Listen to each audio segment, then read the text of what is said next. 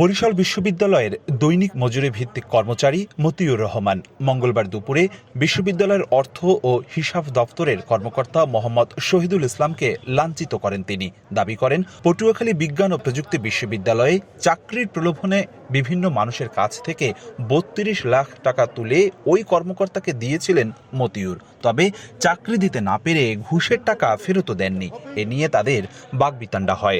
আমার নামে যে পুলিশ করছে, তারপর কালকে গিয়া জিজ্ঞেস করছি যে আপনি কেন আমার নামে পুলিশ রিপোর্ট করছেন, আপনিও যাই করেন, আমি টাকা দেব না। এ বিষয়ে মতিউরের বিরুদ্ধে লিখিত অভিযোগ দিয়েছেন হামলার শিকার প্রশাসনিক কর্মকর্তা শহীদুল ইসলাম। ঘুষ লেনদেনের বিষয়টি মিথ্যা বলে দাবি তার।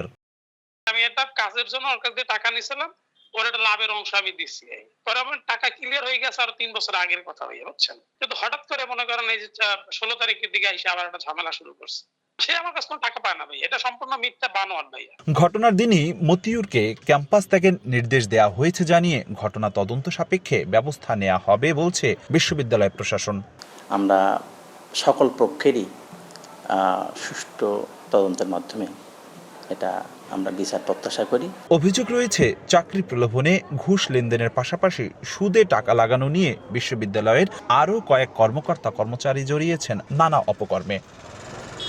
অপূর্ব অপু, সময় সংবাদ, বরিশাল।